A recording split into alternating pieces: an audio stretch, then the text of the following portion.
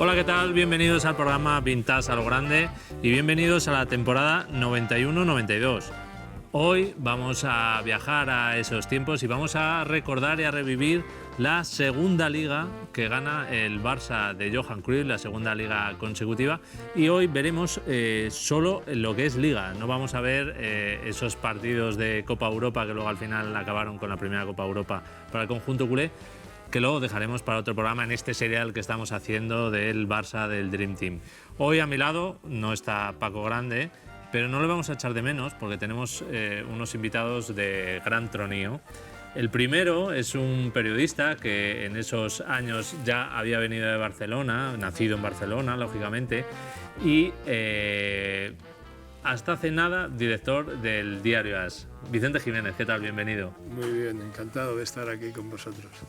Y el segundo invitado es nada más y nada menos que uno de los protagonistas de aquel Barça del Dream Team, uno de los jugadores y además uno de esos jugadores que era la prolongación de Johan Cruyff en el campo. Eusebio Sacristán, ¿qué tal? Bienvenido. Pues, un placer estar aquí contigo y poder hablar de aquella época con vosotros dos. Perfecto. Pues vamos a ir ya a ver esos resúmenes de Estudio Estadio y vamos a comenzar con un inicio de liga que tuvo el Barça después de que había ganado con cierta autoridad la liga anterior. Un inicio un tanto raro, lo vamos a ver. El Barça de Cruyff debutó ante su afición con el mismo equipo que conquistó la liga, y la Real de Toshak con gente joven y con vistas al futuro. Dirigió el encuentro el cántabro Díaz Agüero, que no tuvo ningún problema. El primer susto serio lo dio la Real, a los 4 minutos, en una gran colada de Carlos Martínez que envía el cuero al palo derecho de Zubizarreta.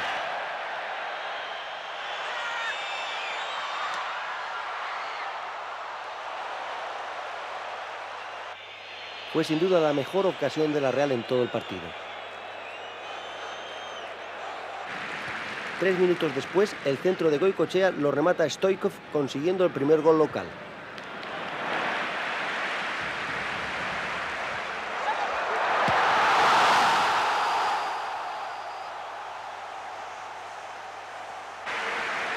Fue lo mejor del Barça durante todo el partido. En el minuto 13, Begiristain, Laudrup, Stoichkov y Vaquero realizan esta jugada entre los aplausos del público.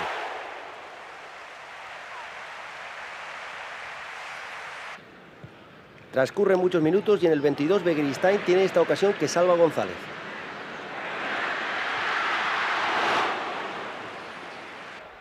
Y Laudrup tuvo en sus botas la última ocasión para el Barcelona durante el primer tiempo. Cruyff vio el encuentro en el palco por sanción y se mostraba preocupado. Tras el descanso y al minuto justo, Eusebio evita el disparo final de Alquizar.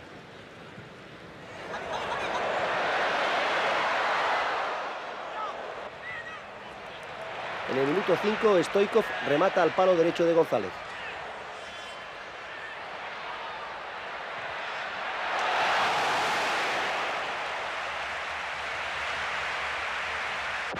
De nuevo el disparo del búlgaro azulgrana.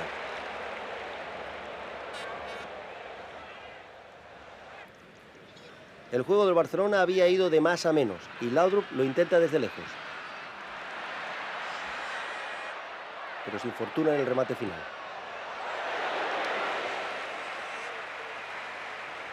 A la media hora el chut de Stoichkov le crea problemas a González.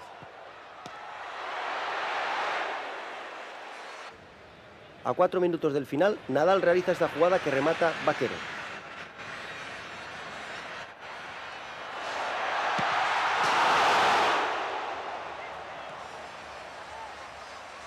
Presten atención a esta jugada, porque el colegiado pitó penalti por la entrada de Océano a Cristóbal. Era el minuto 42.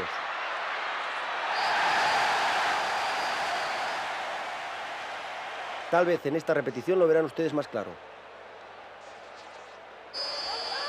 Lanza Koeman y marca el definitivo 2-0.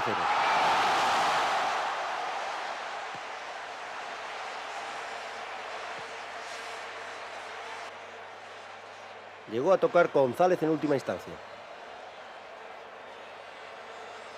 Al final, victoria merecida de un Barça irregular ante una Real únicamente seria en defensa. Salió con prisas el Sevilla para demostrar que este año tiene otro aire y en el minuto 11 Conte se aprovechó de un fallo de Ferrer y colocó un balón a su derecha fuera del alcance de los defensores barcelonistas, donde apareció Zamorano, que batía así a Zubizarreta. Era el 1-0 con que comenzaba una noche de goles y el primero de la cuenta de Zamorano. La defensa del Sevilla, siempre muy correosa, no daba opción a los atacantes del Barcelona, que tenían que ensayar desde lejos, siempre, como en esta ocasión Nadal. En la otra parte, la defensa del Barcelona no acertaba a cortar las ocasiones del Sevilla y las oportunidades se sucedían, como esta de Conte, quien no tardó en tener el premio a su buen trabajo cuando hizo el 2-0. Fue una preciosa combinación en la que Zamorano dejó de cabeza el centro de Jiménez para que, también de cabeza, Conte lograra el segundo tanto. Le faltó brazo a Zubizarreta cuando se jugaba el minuto 39, 2-0. Y en plena euforia local, culminando el buen juego del equipo dirigido por Espárrago, bordeando el minuto 45, Cortijo, muy eficiente toda la noche, centró para que Zamorano aumentara su cuenta y de paso dejaba el marcador en un claro 3-0. Zamorano olvidaba así que el Sevilla busca todavía otro delantero.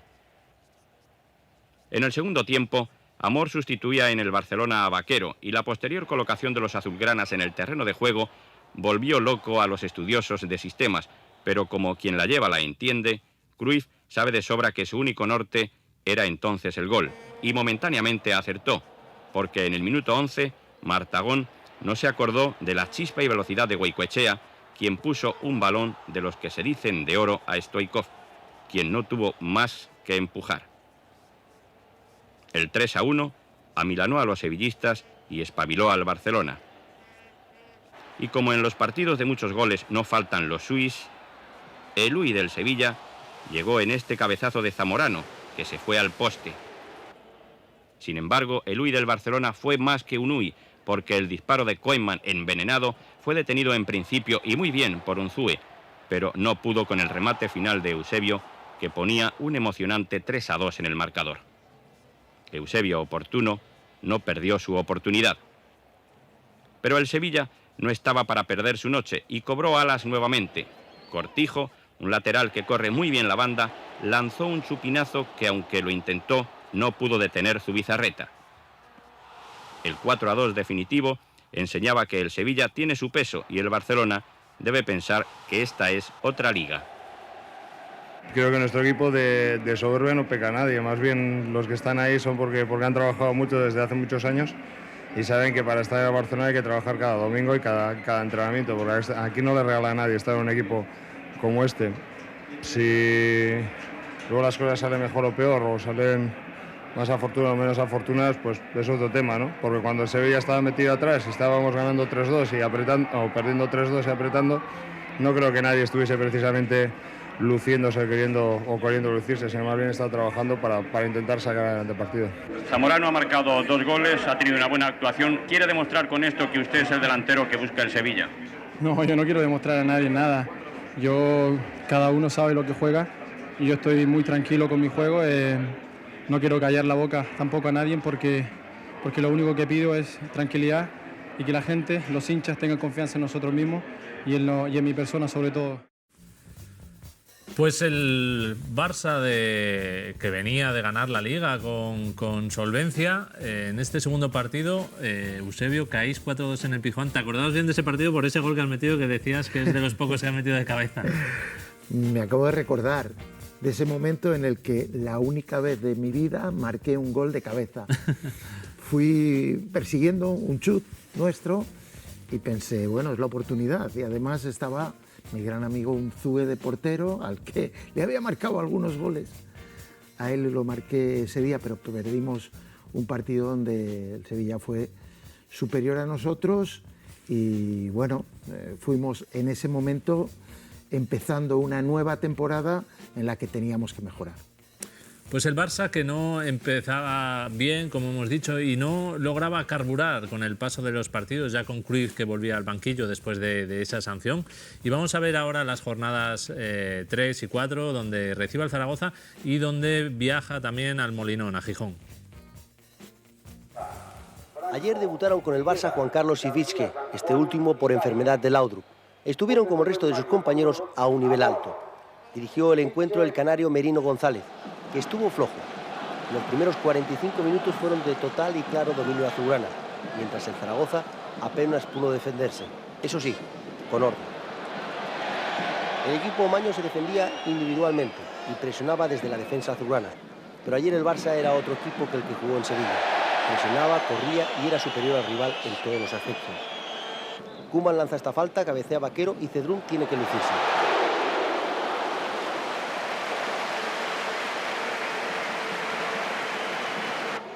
En el minuto 13, Eusebio, el mejor azulgrana, supo aprovechar esta ocasión para marcar el primer gol local.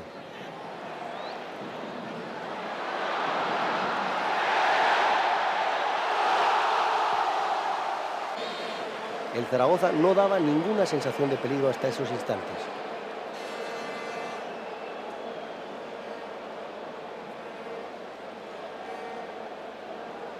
Pero así es el fútbol.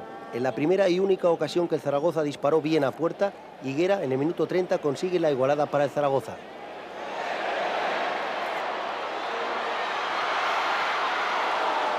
Si prestan atención a la repetición, observarán que el pase de García San Juan a Higuera es correcto.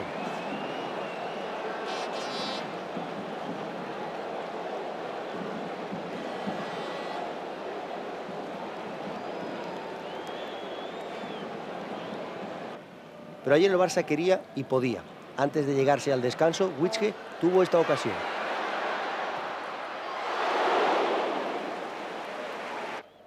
Tras la reanudación, en el minuto 5, el centro de Stoichkov, a pase de Witschke, lo aprovecha Vaquero para batir a Cedrún.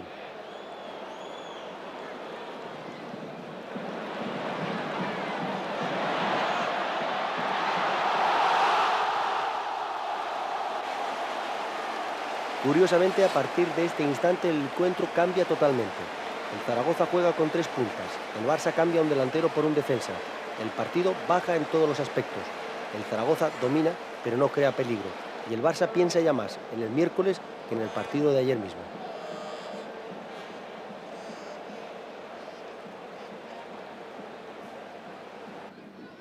Pocas ocasiones tuvo claras el Barça para contragolpear. En esta ocasión el disparo de Eusebio lo detuvo bien Cedrún. Justo cuando se cumplía el tiempo reglamentario, Vaquero roba un balón y Beristain consigue el tercer gol azulgrana.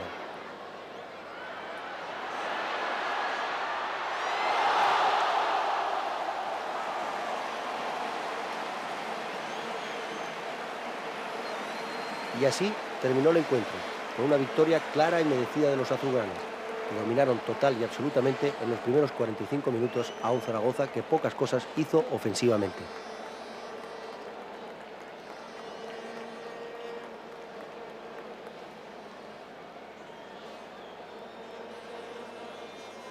El Barcelona es muy distinto al Barcelona del año pasado, Víctor. Yo creo que está en la misma línea de juego, tiene el mismo sistema de juego, tiene prácticamente los mismos jugadores con las incorporaciones de Juan Carlos y Nadal. Yo creo que es un equipo que va a ser serio candidato al título de nuevo. Bueno, por mi parte hay que decir que hemos jugado un partido muy bueno.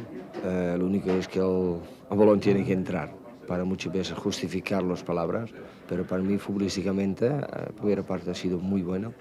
Segunda parte más difícil, quizás porque jugando también marcar un gol y una vez que pasa medio campo ellos marcan un gol, entonces este da un poco de inseguridad, pero yo creo que no lo quejas que podíamos haber tenido semana pasada, de esta semana, no ha quedado nada, quiero decir que han cumplido yo creo que a todos los detalles. El Barça comenzó mandando y fue el zurdo Begiristain quien buscó a Laudrup, que no va a llegar.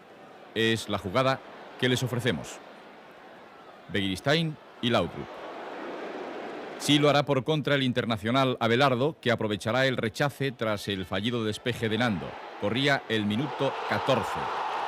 Es el 1-0. El joven Arturo centrará.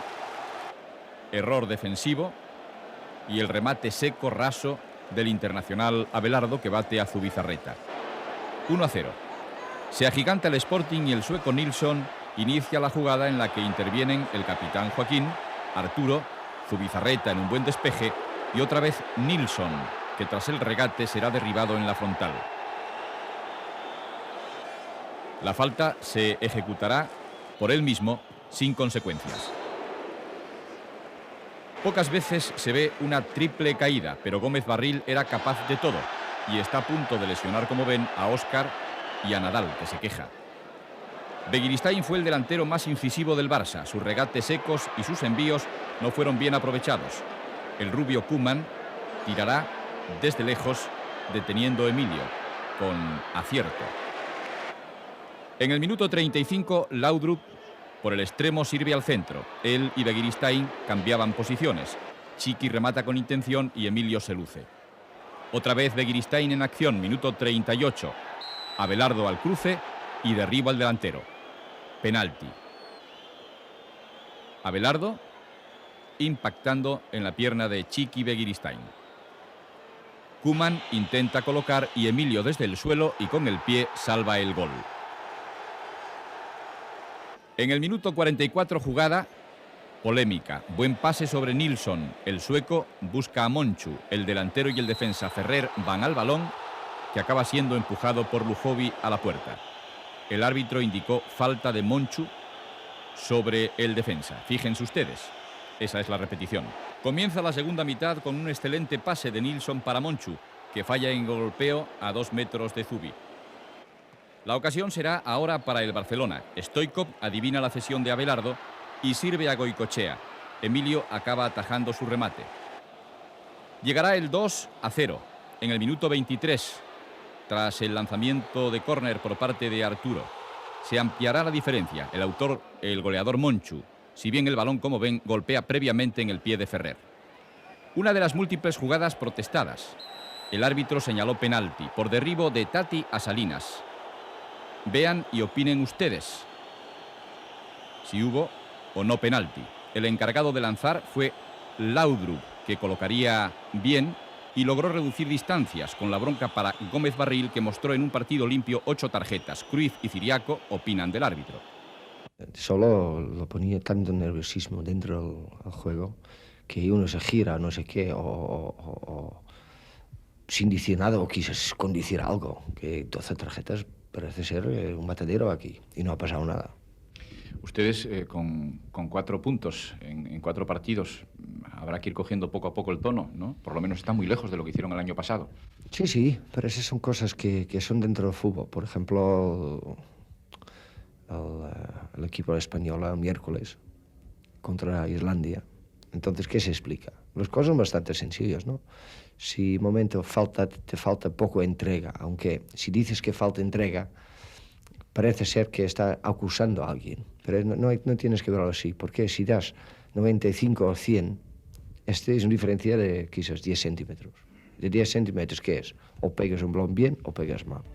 O lo marcas bien o te toca la pierna y va dentro, como hoy. Qué fácil lo explicaba todo de Vicente. Qué fácil y qué difícil entenderle a veces, ¿no? Es lo que tienen los genios, que Cruyff, cuando yo tuve, por suerte, oportunidad de hablar varias veces con él, y realmente te sorprendía la facilidad con que a veces te descifraba el fútbol. Eso que decía él de que lo más difícil, lo más complejo es hacerlo sencillo, ¿no? Otras veces te daba explicaciones como esta de los centímetros y tal, que no acabas de entender muy bien por dónde quiere salir. Pero, bueno, yo lo que vemos ahí, en mi opinión, es algo muy característico del Barça de Cruyff, y es que fue un equipo en constante construcción. Es decir, seguramente por la búsqueda de esa excelencia, el equipo ofrecía mucha irregularidad, como hemos visto, ¿no? Podía encajar 4 goles en Sevilla y luego hacer un gran partido en el Camp Nou. Y eso siempre ha sido un poco así, es decir, las ligas del Barça no han sido ligas en las que haya apabullado a los rivales, de hecho alguna la ganó por los pelos en la última jornada, es decir, siempre es un equipo que ha vivido, creo yo, de la dependencia de un entrenador genial y luego la realidad de poner eso en el campo donde hay otros 11 hombres que van a intentar que eso no salga, ¿no? Y yo creo que es lo que le suele pasar, por ejemplo, de esas jugadas que vemos en las que Nando o Juan Carlos, Koeman y Xavi Ferrer corriendo como locos para evitar el gol que cae, pues claro, era como jugaba el Barça con 3 defensas, pues era una situación de mucho riesgo que requería, primero, una calidad tremenda de todos los jugadores, segundo, una concentración brutal todo el partido y tercero, asimilar bien los conceptos del técnico. Pues la explicación que te daba Cruyff es muy sencilla. El rival ataca con un delantero centro, me sobra un defensa. Claro, tú dices, hombre, no será tan fácil como eso, pero sí, es verdad. Si ataca con un delantero centro, a lo mejor puedes subir un hombre al centro del campo y dominar donde él quería. Quiero decir que el Barça siempre ha sido muy interesante de ver porque Cruyff vino con planteamientos muy revolucionarios para ese momento, pero al mismo tiempo muy simples. Que yo creo que esa era la virtud, ¿no? De cómo concebir el fútbol con esa simpleza, pero tan difícil de aplicar, ¿no? Bueno, Eusebio lo sabrá que escuchaba las charlas allí en el vestuario al holandés. Pues si decíamos que difícil era visitar Gijón y visitar Asturias para el Fútbol Club Barcelona, en esta ocasión, y vamos además ahora a entrar en un periodo, digamos, de que se genera una crisis, y es por la visita del Real Oviedo, que era un equipo en el cual las últimas temporadas no era el Barça capaz de ganar en Oviedo, pues ahora es el propio equipo Carballón el que visita el Camp Nou y sucede esto. Se esperaba mucho del Barça y poco del Oviedo, especialmente por la poco afortunada jornada europea del pasado jueves del equipo asturiano, pero todo resultó al revés. Arbitró el colegiado alavés Víctor Martínez, que estuvo bien. Irureta mandó que sus hombres cedieran terreno. Con una defensa individual presionaban efectivamente y contragolpeaban muy bien, con un Carlos excepcional. El Barça no se encontraba en el campo, mientras el Oviedo le perdía el respeto y creaba peligro, como en este disparo de Bango. El primer chute azulgrana se produjo en el cuarto de hora y fue precisamente Cristóbal quien probó fortuna desde muy lejos. Tenía dificultades el Barcelona para disparar desde cualquier posición. Bango, Zubizarreta,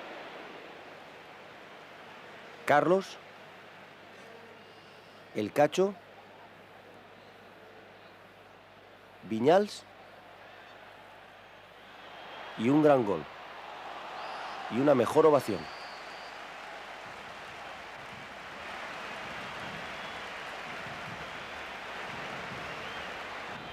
Transcurría el minuto 30 del partido.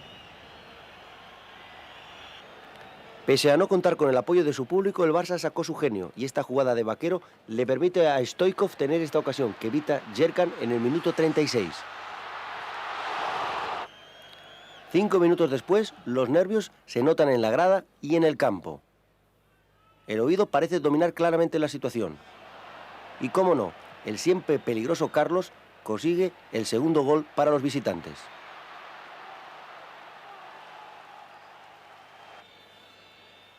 El Oviedo se mostraba superior en todo momento al Barcelona.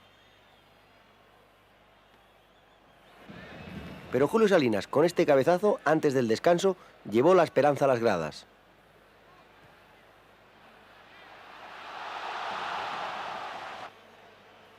Parecían que los segundos 45 minutos podrían dar cambios en el marcador.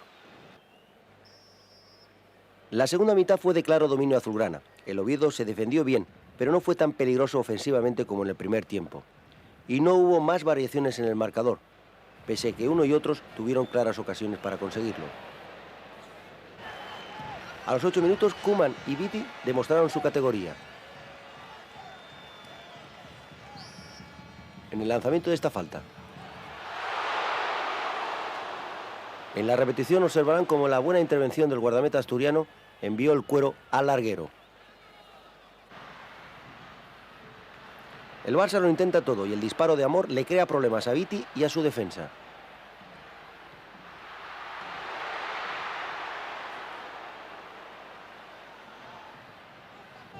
Todo transcurre igual y en el minuto 20 una buena jugada de Laudrup la remata Vaquero.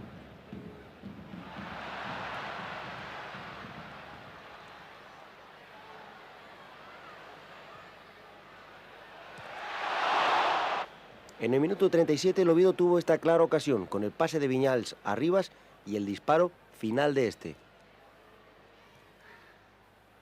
Presten atención a la repetición por si había o no fuera de juego, ya que los azulgranas lo reclamaron.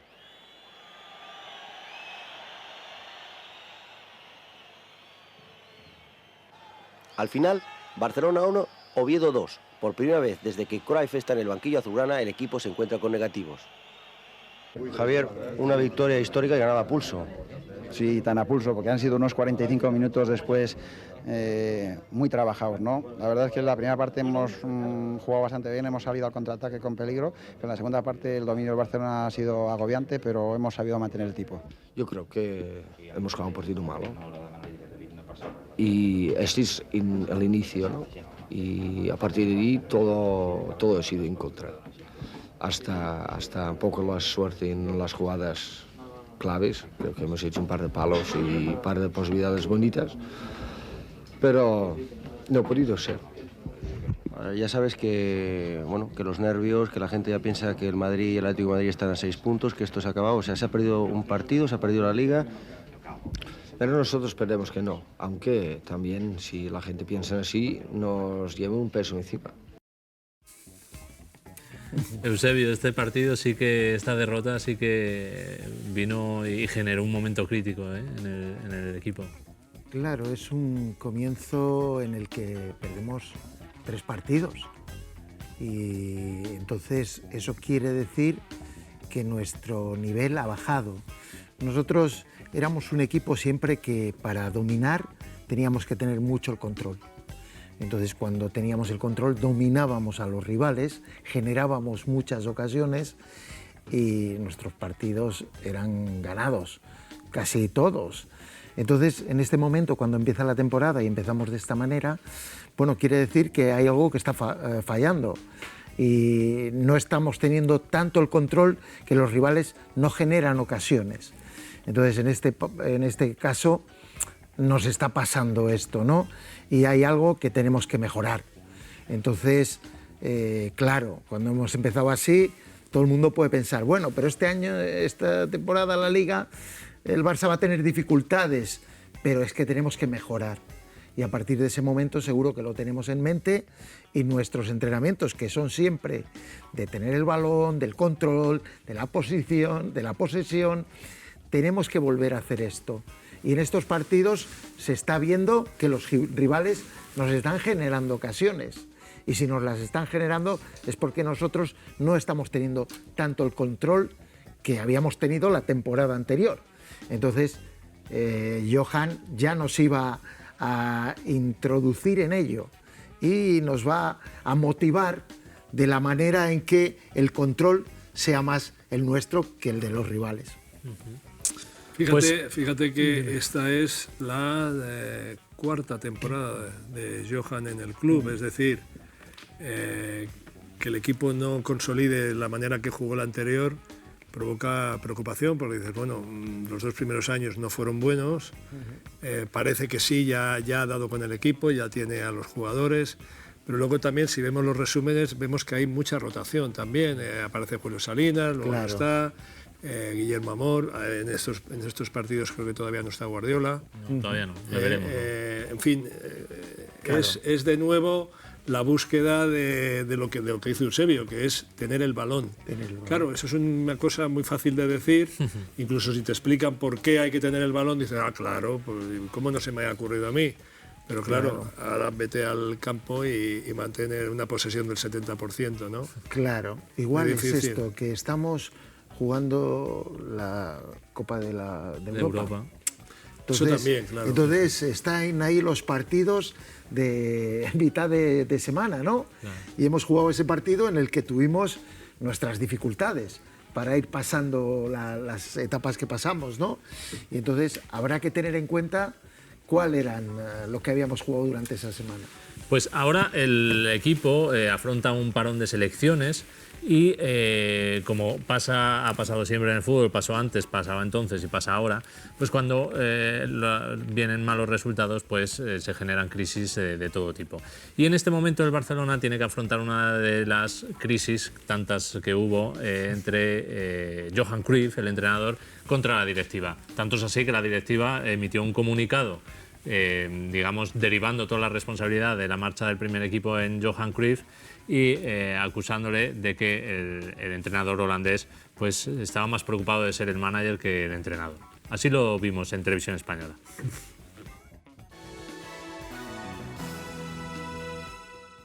Y hablamos ahora de deportes. La sección de baloncesto del Barcelona está en crisis por discrepancias entre el manager Aito García y el entrenador Malkovic. Por otra parte, Johan Cruyff mantiene que la figura del manager es necesaria en el equipo de fútbol. Cruyff propuso hace poco que se renovase el contrato de su futuro yerno, el portero suplente Angoy, por una cantidad de dinero que superaba las previsiones de la directiva. Primera condición. El presidente Núñez no quiere que la crisis de la sección de baloncesto se repita en el fútbol.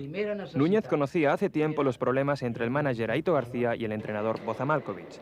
Por eso, cuando hace unas semanas Cruyff habló de la necesidad de crear la figura del manager en el equipo de fútbol, el presidente ni quiso oír hablar del tema. Ayer Cruyff dijo que ahora no es momento de insistir, pero el holandés quiere ser manager, llevar personalmente el tema de los fichajes al margen de los intereses de la directiva. Así, por ejemplo, Núñez quiere que el contrato de Laudrup sea renovado inmediatamente. En cambio, Cruyff prefiere esperar para que el jugador rinda al máximo. Ayer Cruyff criticó a los que hacen malas interpretaciones de sus propuestas de renovación, como en el caso del portero Angoy.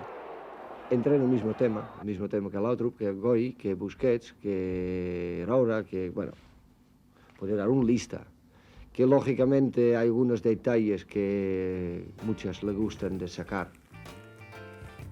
¿Cómo, Eusebio, cómo vivíais vosotros? Yo creo, tengo la creencia, después de ver todas estas imágenes, que Cruyff a lo mejor, para liberaros a vosotros de esa presión por los resultados, pues mantenía o generaba esas guerras con la directiva, que hoy en día parece imposible de ver algo así.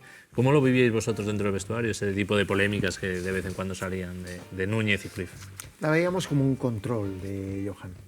Johan dominaba de una manera en el vestuario que le teníamos todos un respeto enorme y sabíamos que en su relación con los directivos, con la junta directiva, él llevaba el control de todas las cosas que pasaban en la plantilla. Entonces nosotros estábamos un poquito aparte de todo eso. La relación que tenga con ellos y que sale en la prensa, que sea la directiva la que la ponga en contacto con él y le diga qué es lo que piensa de todo lo que él, las decisiones que estaba tomando él, tomaba las decisiones por todos los jugadores que había en la plantilla y tenía esa capacidad y ese respeto por parte de la directiva. Pero fíjate, hay una cuestión que me parece que lo explica muy bien. Es imposible tener un manager y a Cruyff de entrenador. O sea, es imposible. La dimensión de Johan Cruyff y que él la ejercitaba, o sea, no era de una dimensión tal que a quien pusieras como manager, al final el criterio que se iba a imponer era el de Johan Cruyff. De ahí también los problemas con la directiva, porque claro, eso era un poder omnímodo a lo que ellos entendían que era el entrenador. No, o sea, con Cruyff tú no puedes tener un manager. Si tienes a Cruyff, él es el manager, él es el entrenador, y esto lo explica muy bien Jorge Valdano, de sus encuentros en el campo con Cruyff cuando estaba en el Alavés, que era el que dominaba el partido, era el árbitro en la bronca, era el delantero en el gol, era el defensa en la defensa del... O sea, tiene una dimensión tal que plantearse la mera posibilidad de que venga quién. ¿Qué le va a decir a Cruyff si hay que fichar a Eusebio? Pues él decide y lo hace todo. Entonces, claro, lo que sí que es cierto es que esa polémica él la utiliza para sacar el foco un poco del equipo, de los jugadores, de cómo se está jugando y llevarla a otro territorio en el que él además es un maestro. Era importante esa estrategia del propio Cruyff porque en la sexta jornada el FC Barcelona tenía que visitar el Santiago Bernabéu. Cuando piense que se ha dicho todo de un Real Madrid-Barcelona, simplemente déjese llevar hasta el balcón desde donde se divisa lo inesperado, lo inimaginable. Trate entonces de ver todas y cada una de las múltiples batallas que se libran en un campo de fútbol. Por mucho que lo intente, nunca alcanzará a percibir todo lo que pasa. Desde ese balcón, hasta ahora desconocido, repican los detalles como esas bengalas luminosas y saltarinas de los fondos. Al igual que ellas, son chispazos a la lumbre de los goles, jugadas y emoción de un gran duelo futbolístico. Apenas asoma el primer jugador y el campo estalla. Después, el silencio es respetuoso, en memoria del exalcalde fallecido y como repulsa a los atentados terroristas. Nadie quiere a los violentos, llámense como se llamen, estén en el fondo sur o en lo alto, como los chicos locos del Barcelona. A veces, sin embargo, es imposible controlarlo todo. Y ni tan siquiera una estrella como Koeman puede tener todo bajo dominio. Los gritos de Koeman parecen perderse en el aire porque la grada habla más alto. Pero finalmente impone su lenguaje el fútbol. Un marcaje sorpresa. Butragueño causa muchos problemas a Guardiola. Una falta precursora de gol. Rosineski habrá imaginado este tiro infinidad de ocasiones en sus entrenamientos. Cuando celebra el tanto, le dejan por imposible. Está loco de euforia. No reconoce a ningún compañero. El Barcelona no está muerto, solo herido. Y su estilete es Stoichkov. El búlgaro es jugador de carácter, a veces generoso y en ocasiones hasta tierno. Sobre todo cuando encuentra un buen compañero sentimental como fue Bullo. Pero en estos romances latinos, algunos, como el marcaje de Rocha, se convierten en atracción fatal. Lo que no se sabe es si Rosineski vive un romance en el Real Madrid o alguien del Real Madrid está especialmente volcado con él. Ni siquiera una estrella puede reaparecer con acierto después de 3 semanas lesionado. Sin continuidad, la voluntad solo resalta los pequeños defectos, como el individualismo. Pero nadie sabe tanto de individualismo como ellos. Viven solos y presionados en su negro mundo. Urío ha querido abrir una puerta al diálogo y ojalá que no sea la única, ni la última vez. Pero no es que el Barcelona estuviera herido. Mejor pensar que era dadivoso, inmensamente espléndido en sus regalos. Claro que no menos generoso fue Villarroya cuando dejó este pase en pies del contrario. Laudrup supo sacar partido. Para Urío fue penalti. A partir de ahí comienza la intrahistoria. Koeman ha visto la jugada y va resuelto a tirarlo. Amor le busca con la mirada y junto a Stoichkov le da ánimos. Bullo siente que su portería se agranda por momentos e invoca la ayuda divina. Laudrup se abraza a Amor y todos corren a felicitar a Koeman. Hasta Guardiola se permite darle un cachete. Después de tantos regalos y por juego, ellos sí se lo merecían. Rocha se fue y con él toda la seguridad defensiva. Cruyff cambió el marcaje de Butragueño y colocó a Ferrer. Con Guardiola o Koeman, cuando era superado aquel, el experimento no funcionaba. Con los cambios de posición llegan los despistes. El Real Madrid se aprovechó de ello y en un par de toques bordó una de sus más bonitas jugadas. Solo un destello entre numerosos despropósitos. Y llegó el momento en el que el búlgaro que fue amamantado con vinagre, según dijo David Vidal, remató 2 veces. Bullo fue aún más rápido que Stoichkov. A lo mejor porque de pequeño no tomó vinagre, pero sí masticó mucha goma. Una costumbre sin duda más sana que la de este niño, que parece haber tomado mala leche. El piropo va para Urío. Le reclamaron 2 penaltis a favor del Real Madrid. El primero en una jugada entre Hierro y Mitchell. El segundo en una caída de Butragueño. El criterio de Urío permaneció inalterado hasta el final pocos segundos después. Cruyff ya sonreía en el autobús, aunque a su alrededor se contemplaba un paisaje de sirenas, porras y uniformes antidisturbios más propio de Harry el Sucio que de un partido de fútbol. Pero en el orden deportivo ya podemos contestar a una pregunta planteada en este programa hace 2 semanas.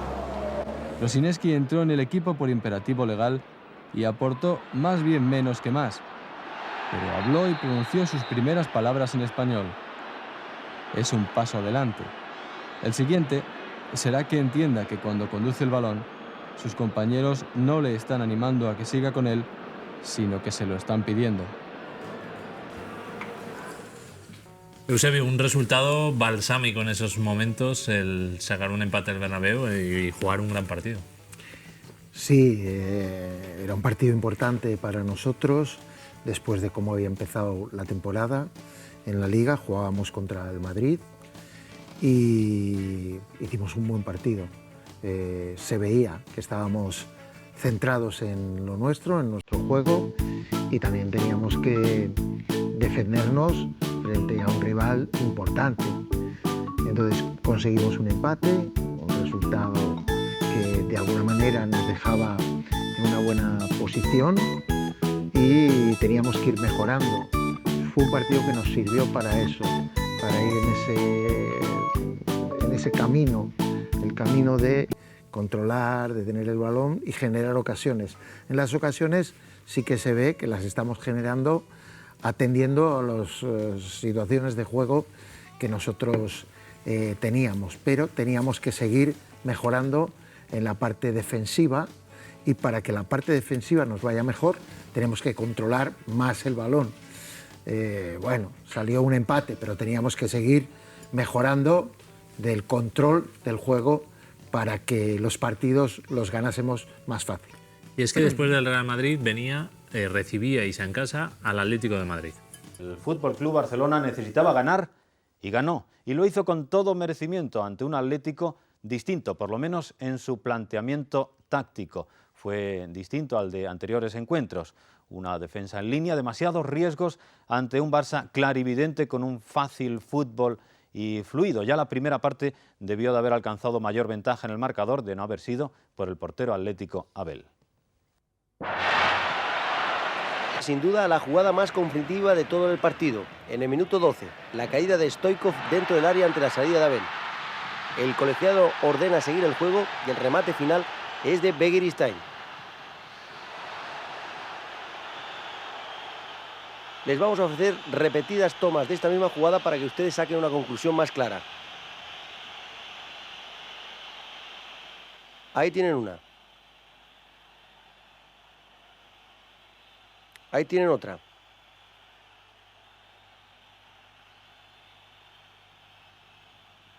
Y otra nueva. Y esta última. Un minuto después se produjo la única jugada ofensiva del Atlético de Madrid en todo el primer tiempo, con disparo final de Vizcaíno. El Barça rompía con facilidad la defensa adelantada y en línea visitante, y en esta ocasión es Amor quien tiene esta clara oportunidad, pero Abel detiene sin problemas. Superada la media hora, el centro de Begiristain lo remata Stoichkov sin problema para Abel.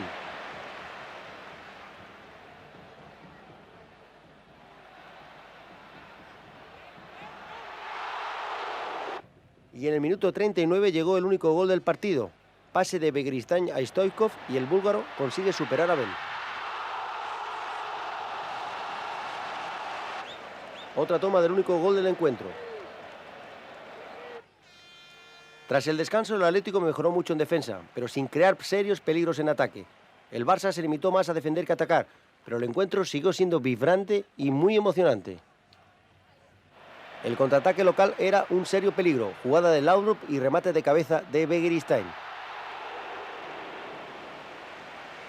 Cruyff en el minuto 7 no podía entender cómo sus hombres no acertaban de cara a portería. Stoichkov,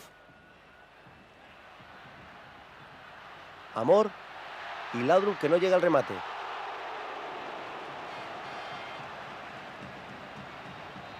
Al cuarto de hora, el Barça no supo aprovechar una cesión de Schuster a Abel con remate final de Stoichkov. Pocas cosas pudo hacer Futre, tal vez esta fue la mejor, pese a que Cristóbal no permite el remate final de Moya. Se entra en una fase de nervios locales, pero la jugada de Futre no encuentra rematador.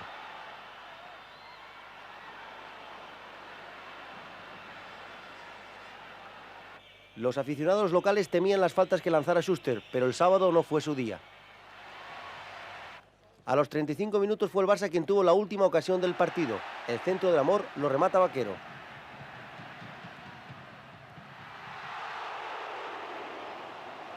Al final, victoria justa y merecida del Barça con un discutido arbitraje de Baril López.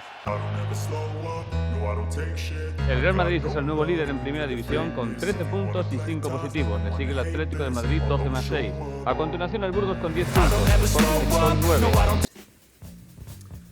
Fijaros, Vicente, la jornada 7 ya, ¿dónde está todavía el Barça? El campeón estaba en el 8º puesto. Está en el 8º puesto y... Pero la cosecha con el Madrid y con el Atlético de Madrid es muy buena. Claro, porque esos partidos el Barça ha solido jugarlos bien siempre. Por lo menos por la exigencia que tienen estos partidos, ahí no hay que motivar a la gente, salen motivados.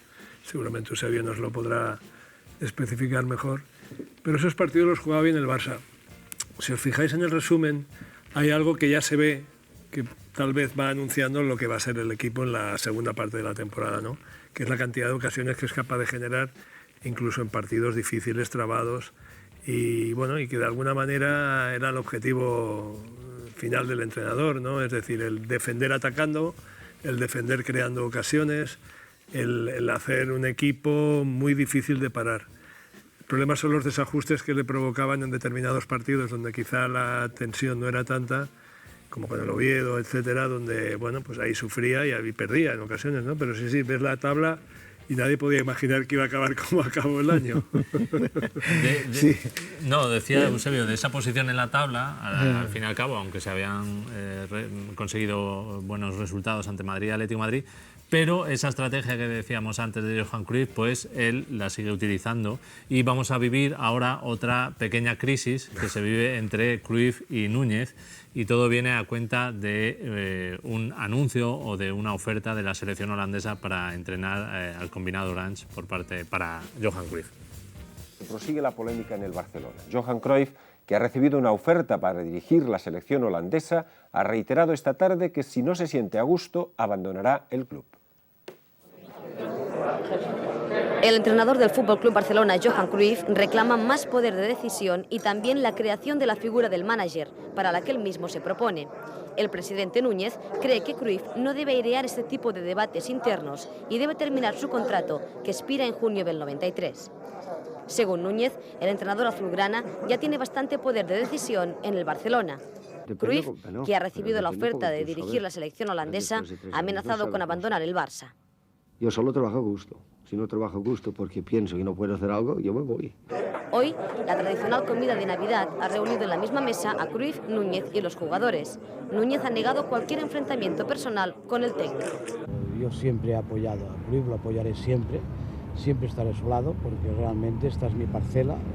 Núñez cree que el Barcelona todavía puede alcanzar al Real Madrid en la Liga. Por ejemplo, si el líder se encuentra con la circunstancia de terminar 6 partidos fuera de casa con tan solo 10 jugadores.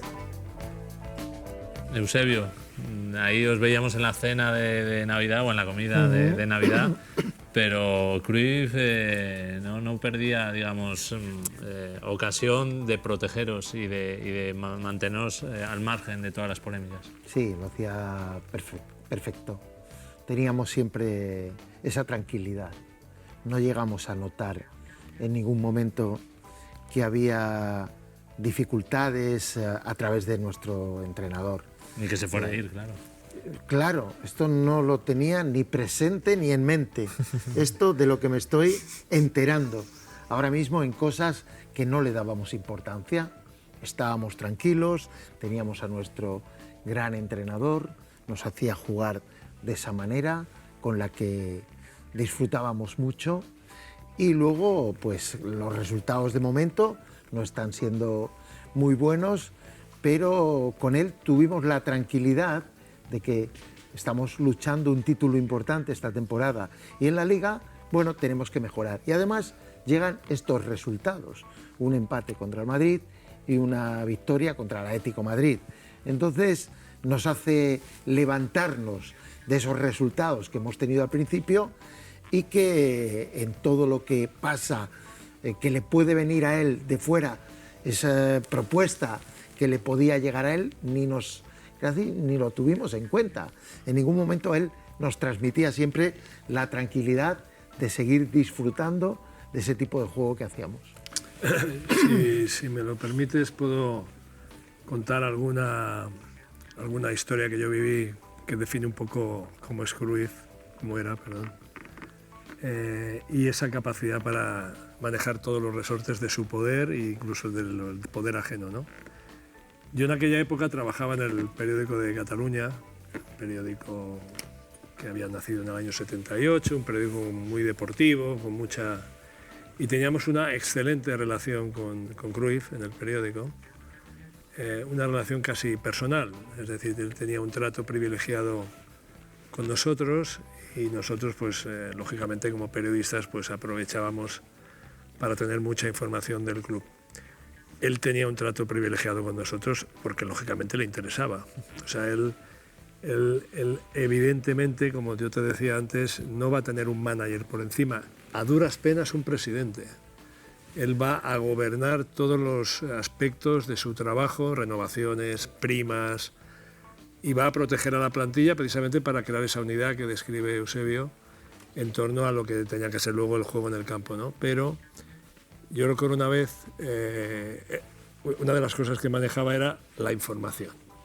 O sea, qué información salía del vestuario, cómo salía y con qué objetivo. Yo recuerdo que él no era muy partidario de Gary Lineker. Cuando llegó al Barça no le parecía, por la razón que fuera, un jugador para su equipo, y el club se resistía a perderlo, pues porque tampoco tenía una oferta encima de la mesa que pudiera compensar el gasto que supuso traer a un gran goleador inglés, un británico, ¿no? Es decir, un jugador muy importante y que además en el Barça tampoco lo hizo mal. Entonces él quedaba con nosotros, nos contaba que Gary Lineker había sido declarado transferible. El jugador ni se había enterado, de hecho la noticia se la di yo cuando le llamé para decirle, oye, ¿eres consciente o sabes, te han dicho que eres transferible a partir de ahora? Me dijo, transferible yo. Claro, internacional inglés, goleador, un gran jugador, no era un chaval que llega de la cantera, o sea, era un movimiento arriesgado, pero él con esa situación lo que forzaba era que el problema acabara cayendo en la directiva, en el sentido de que si ya el jugador era transferible, lo que había que hacer era intentar venderlo o por lo menos que tuviera un rendimiento económico para el club. Pero él manejaba hasta esos pequeños detalles, no le decía a los directivos, quiero que este jugador sea transferible, no, primero lo filtraba, se generaba pues lo que genera cuando anuncia que la Federación Holandesa está detrás de él. Es decir, en ese sentido era un organismo genéticamente diseñado para el ejercicio del poder y eso lo hacía también aún más fascinante, ¿no? Porque no solo era un entrenador, no, era muchísimo más. Pues con ese Barça, con ese Johan Cruyff controlando todo, vamos a dejar este primer episodio y nos vemos en el próximo, pues con ese resurgimiento del equipo en la Liga. Hasta la próxima.